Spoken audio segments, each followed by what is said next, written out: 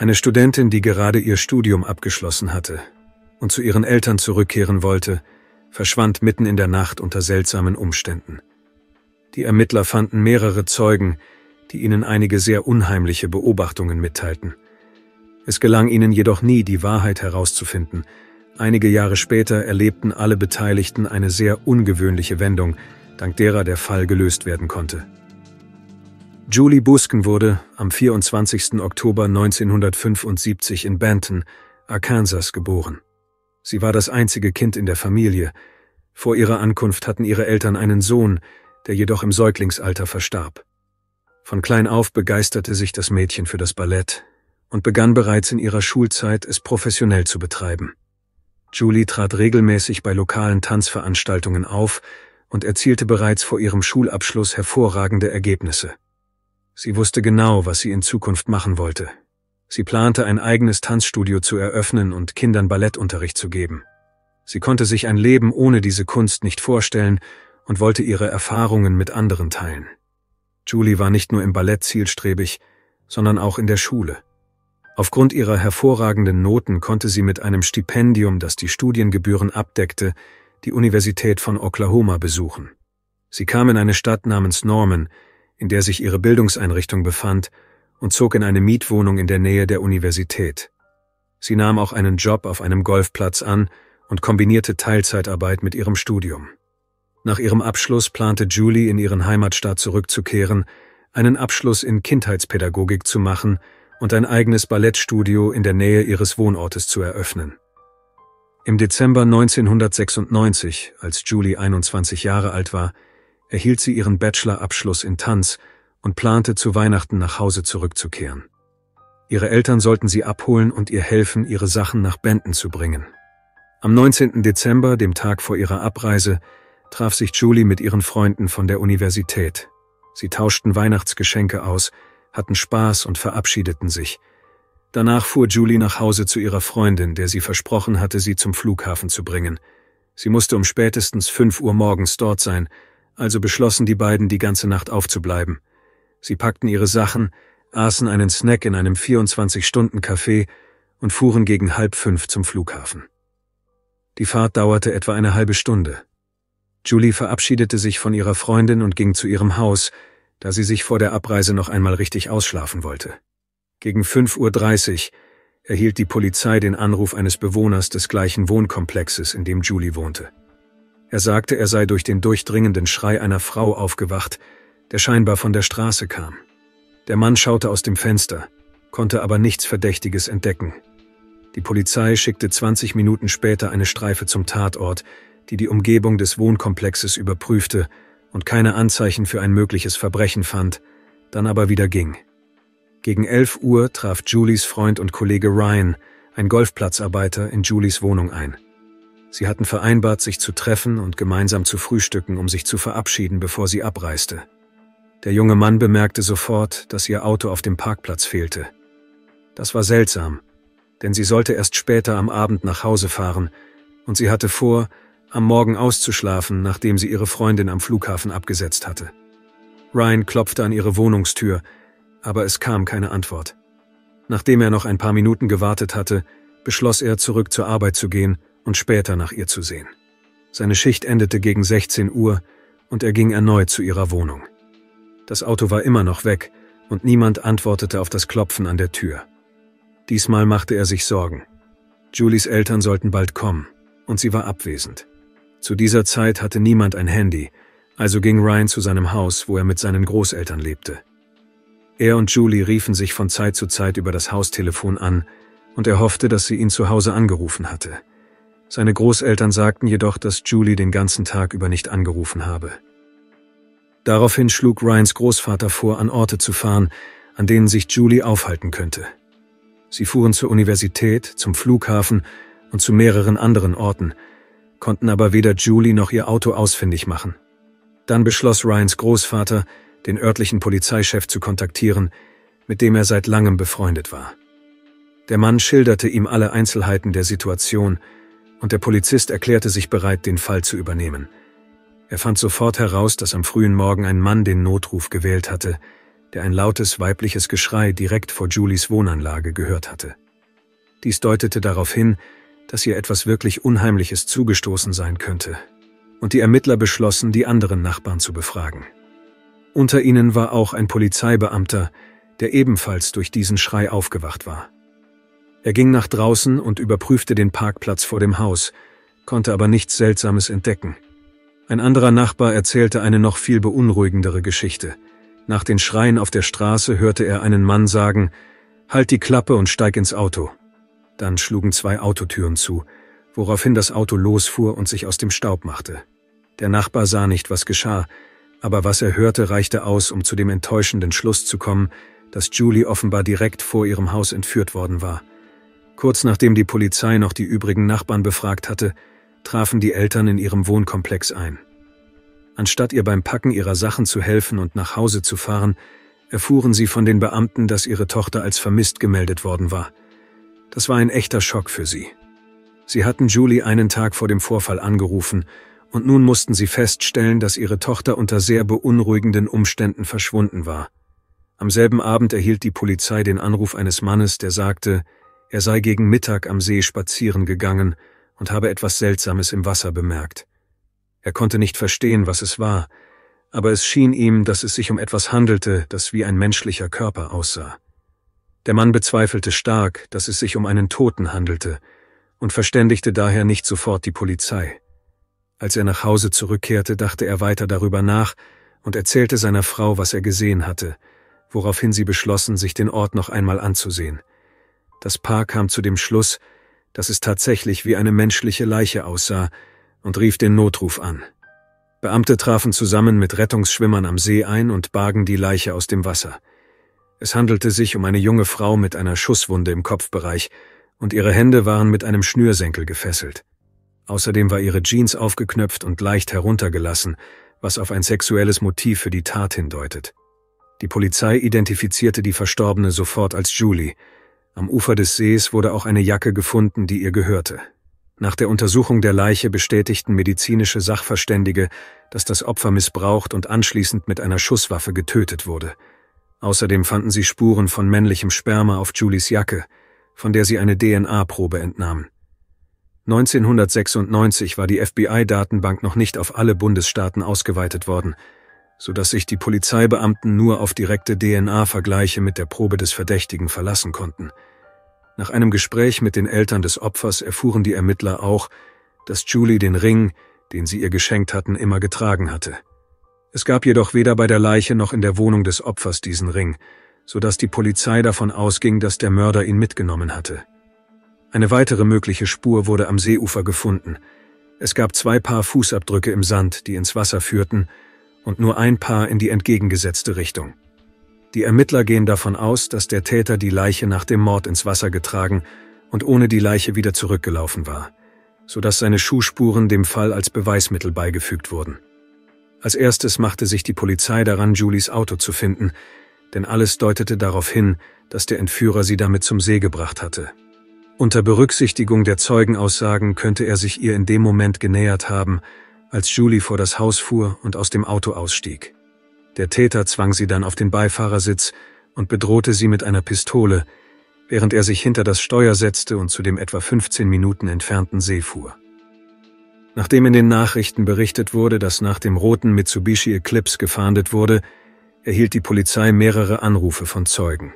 Eine Frau sagte, sie habe morgens gegen 7:30 Uhr ein ähnliches Auto gesehen. Es wurde von einem Mann gefahren, neben dem eine junge Frau saß. Die Zeugin fügte hinzu, dass die junge Frau verängstigt aussah und der Mann irritiert und sogar wütend wirkte. Ein anderer Zeuge, der gegen 7:15 Uhr in der Nähe des Sees unterwegs war, sah das Fahrzeug ebenfalls. Er schnitt ihm den Weg ab, wodurch der Zeuge fast einen Unfall verursachte. Daraufhin begann er, den roten Eclipse zu verfolgen, um sich mit dem Fahrer auseinanderzusetzen. Doch der Fahrer hielt nicht an. Schließlich bog der Fahrer auf eine Landstraße ab und der Zeuge beschloss, nach Hause zu fahren. Zuvor sah er noch einen Mann hinter dem Steuer, aber es saß niemand sonst im Auto. Beide Männer gaben der Polizei eine Beschreibung des Fahrers, die zu einem Phantombild führte. Es handelte sich um einen jungen Hispanoamerikaner mit langen dunklen Haaren. Das Bild wurde an die Medien weitergegeben, in der Hoffnung, dass die Öffentlichkeit bei der Identifizierung des Mannes helfen würde. Am Abend desselben Tages fanden die Ermittler plötzlich das Fahrzeug des Opfers. Es stand auf dem Parkplatz eines Wohnkomplexes, der sich buchstäblich auf der anderen Straßenseite von Julies Wohnung befand. Dieser Bereich war von Julies Wohnung aus nicht direkt einsehbar, so dass die Polizei das Auto von dort aus nicht sehen konnte. Die Situation war sehr seltsam. Es schien, als hätte der Mörder Julie vor ihrem Haus entführt, sie zum See gefahren und dann in dieselbe Gegend zurückgekehrt und das Auto gegenüber dem Wohnkomplex des Opfers geparkt. Dies deutet darauf hin, dass er irgendwo in der Nähe gewohnt haben muss. Im Auto fand die Polizei eine Pyjamahose von Julie, auf der Experten später Spuren von Sperma fanden. Außerdem fanden sie auf der Matte unter dem Fahrersitz Sand, der offenbar vom Seeufer stammte. Bei all dem fanden die Gerichtsmediziner keine weiteren Beweise, die mit dem Mörder in Verbindung gebracht werden könnten. Die Polizei stellte fest, dass das Mobiltelefon und der CD-Player der Julie aus dem Auto verschwunden waren. Sie fragten den Mobilfunkbetreiber nach Informationen über Julies Telefonaktivitäten in der Mordnacht. Dabei stellten sie etwas Merkwürdiges fest. In den frühen Morgenstunden wurden 2 Anrufe von diesem Handy getätigt. Allerdings war Julie nach Einschätzung von medizinischen Sachverständigen und Zeugenaussagen zu diesem Zeitpunkt bereits tot. Die Anrufe wurden also vom Mörder getätigt. Der erste war ein Anruf bei dem Dienst, der die Wettervorhersage ankündigte, der zweite bei einer Telefonnummer, die es nicht gab. All dies war sehr merkwürdig, half der Polizei aber nicht, dem Täter näher zu kommen. Die Ermittler beschlossen dann, sich die Schuhspuren, die der mutmaßliche Mörder im Sand hinterlassen hatte, genauer anzusehen. Schnell stellten sie fest, dass es sich um Nike-Turnschuhe handelte und baten das Unternehmen um Hilfe. Sie stellten fest, dass die Fußabdrücke von einem Air 242 der Größe 9 stammten. Doch auch diese Information brachte sie der Ergreifung des Täters nicht näher. In den folgenden Monaten ergaben sich keine neuen Hinweise. Die Ermittler machten sich daran, DNA-Proben von allen Männern zu sammeln, die Julie kannten oder in ihrer Nähe wohnten. Dieser Prozess dauerte sehr lange, und am Ende testeten die Polizeibeamten die DNA von über 200 Männern, aber es gab keine einzige Übereinstimmung unter ihnen. Der Fall wurde schließlich für mehrere Jahre auf Eis gelegt. 4,5 Jahre später hatten die Ermittler plötzlich eine neue Spur. Sie wurden von einer Frau kontaktiert, die in einem Gefängnis in Oklahoma einsaß und einige interessante Informationen mitteilte. Sie sagte, sie habe eine Skizze des Verdächtigen in Julies Fall gesehen und er sah aus wie ein 23-jähriger Mann namens Dennis, den sie kannte. Die Polizeibeamten begannen, Informationen über diesen Mann zu recherchieren und erfuhren, dass er zum Zeitpunkt des Mordes an Julie nur ein paar Straßen von ihrem Haus entfernt wohnte. Außerdem hatte Dennis tatsächlich Ähnlichkeit mit dem Phantombild. Die Ermittler nahmen Kontakt zu ihm auf, aber der Mann weigerte sich, ihre Fragen zu beantworten oder seine DNA-Probe abzugeben. Die Polizei erwirkte daraufhin einen Gerichtsbeschluss, der ihn zur Herausgabe seines biologischen Materials verpflichtete, was er auch tat. Als die Ergebnisse aus dem Labor eintrafen, erlebten die Ermittler eine unerwartete Wendung. Die Experten stellten eine teilweise Ähnlichkeit zwischen der Probe des Mörders und der DNA von Denise fest, aber es handelte sich nicht um eine vollständige Übereinstimmung. Dies ist häufig der Fall, wenn Kriminalisten nur eine Teilprobe der DNA des Täters erhalten. Im Fall von Julie war dies jedoch nicht der Fall. Die Experten erhielten eine vollständige Probe des Spermas des Verdächtigen. In diesem Fall bedeuteten die Ergebnisse, dass Dennis definitiv nicht der Mörder war. Aber er war sehr wahrscheinlich mit dem Mörder verwandt. Die Ermittler stellten sofort fest, dass Dennis' einziger lebender Verwandter sein Bruder war und suchten ihn auf. Nachdem seine DNA-Probe an das Labor geschickt worden war, erlebte die Polizei eine weitere Überraschung. Sie stimmte nicht mit dem Samen überein, der auf Julies Kleidung gefunden wurde. Das ließ die Ermittler ratlos zurück. Fälle wie dieser, bei denen die DNA eines Verdächtigen mit einer Probe übereinstimmt, sind nicht sehr häufig. Die Ermittler waren sich fast sicher, dass Dennis' Bruder der Täter war, aber beide Männer waren letztlich unbeteiligt. Sie hatten keine anderen nahen männlichen Verwandten, und der Fall verlief wieder einmal in eine Sackgasse. Später wurde der Fall an die Abteilung für ungelöste Fälle übergeben, aber auch dort konnte man keine neuen Hinweise finden. So ging es noch einige Jahre weiter, bis im Juli 2004 etwas Unerwartetes geschah. Ein FBI-Agent rief einen Ermittler dieser Einheit an und teilte ihm mit, dass eine DNA-Probe aus Julies Fall in ihrer Datenbank eine Übereinstimmung aufwies. Im Jahr 2002 verhaftete die Polizei einen Mann namens Anthony Sanchez, der seine Ex-Freundin missbraucht und einen Raubüberfall begangen hatte. Während der Ermittlungen wurde ihm eine DNA-Probe entnommen, die später in die FBI-Datenbank eingegeben wurde. Das Ergebnis war eine perfekte Übereinstimmung mit der Probe, die in der Datenbank für Julies Mordfall gespeichert war.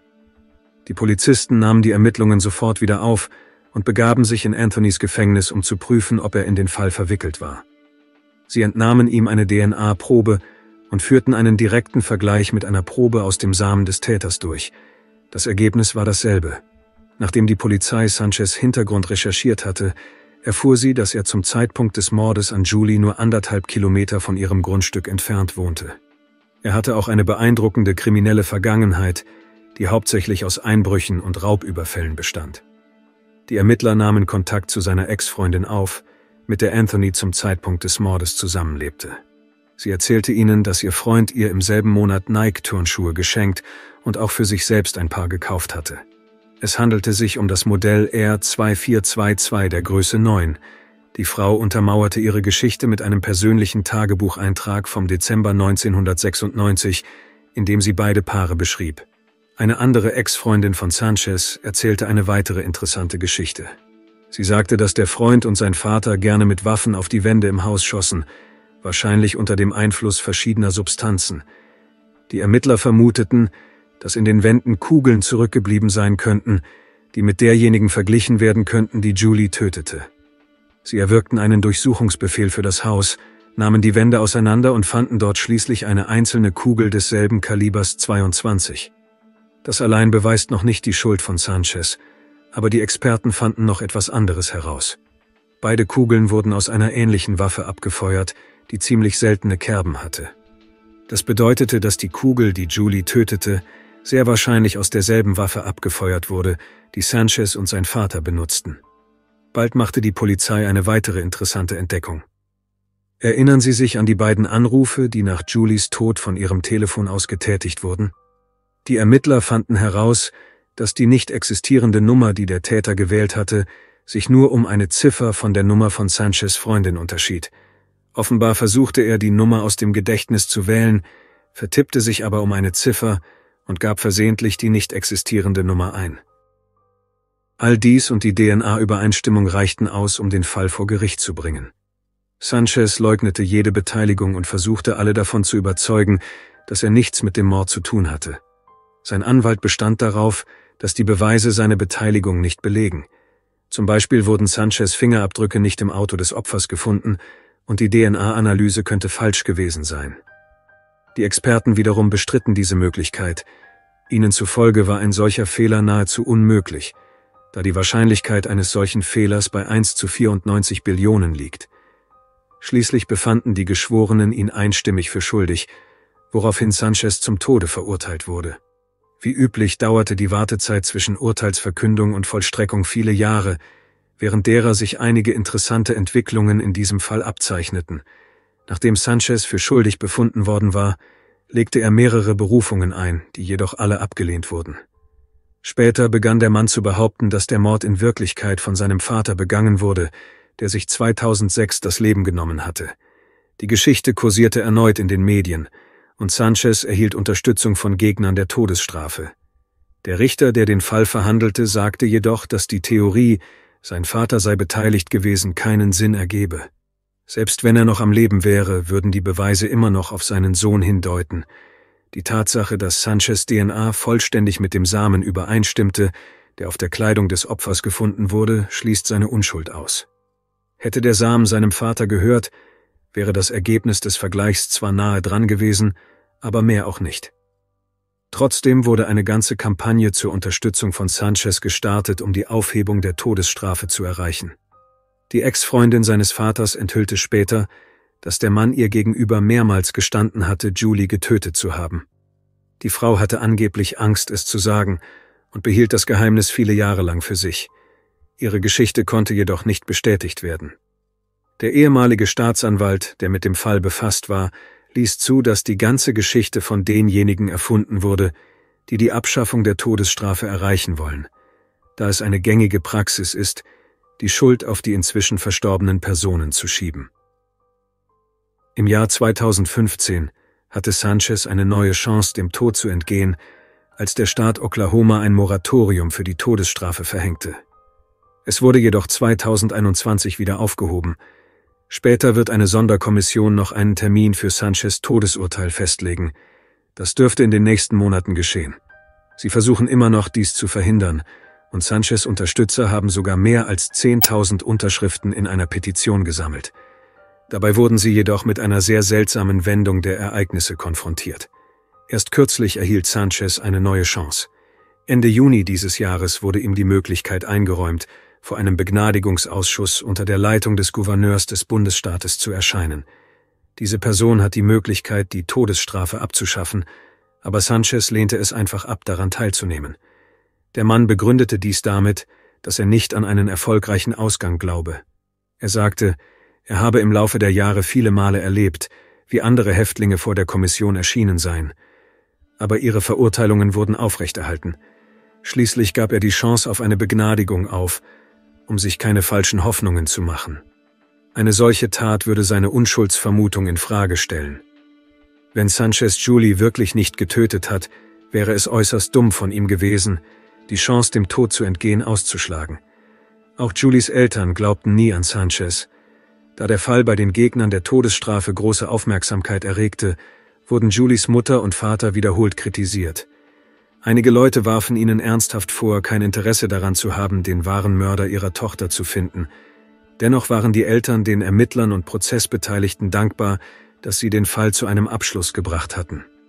Sie bedankten sich auch bei der Universität von Oklahoma, an der Julie studierte.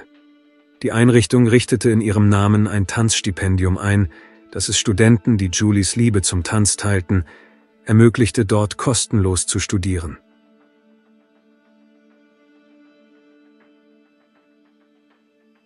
Danke fürs Zuschauen und passen Sie auf sich auf.